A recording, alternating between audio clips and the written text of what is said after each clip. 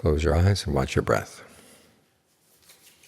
Try to stay with it all the way in, all the way out, and be right here. As for thoughts of the past, thoughts of the future, don't let them get in the way of doing your duty right now. Of course, this is a duty that's not imposed on you by anybody, but if you want to put an end to suffering, there are certain duties you've got to follow. As the Buddha said, this is what makes a day auspicious.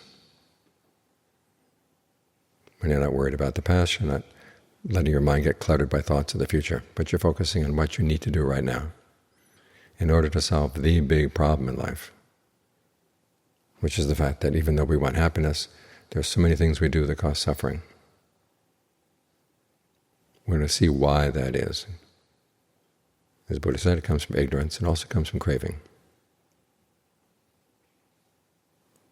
We're actually passionate for the things that make us suffer. We're actually passionate for suffering in a lot of ways too.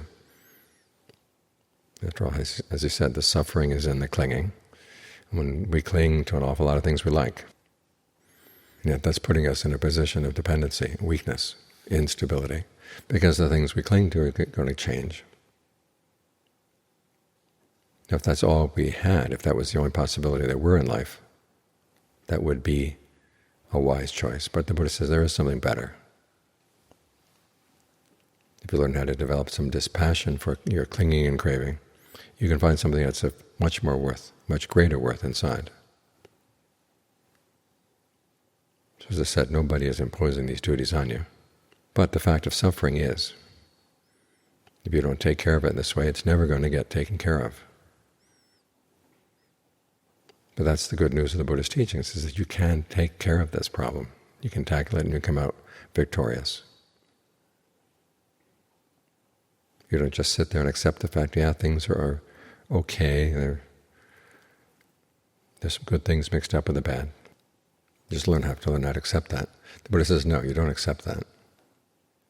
What you have to accept, he says, is the fact that suffering can be put to an end, and you can do it. And if you're not doing it, you're wasting your time. So make this an auspicious day, one in which you keep your current duties in mind. As you go through the day, try to keep your mind settled, centered inside.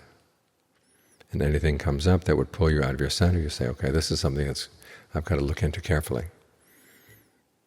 Because there will be some things you have to think about.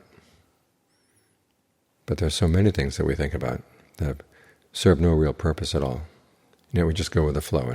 Anything that seems to push in any direction, we just go along with the push. Anything that pulls, we go along with the pull. And what we need is a good place to stand apart.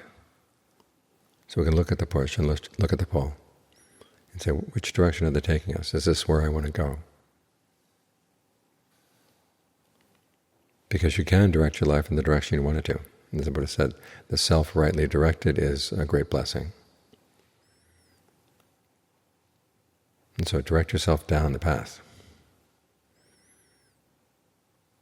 And as with any path, you focus on each step you're taking right now, right now. Because that's where the duty is done, which is right now. And when the duty is done, that's what makes the day auspicious.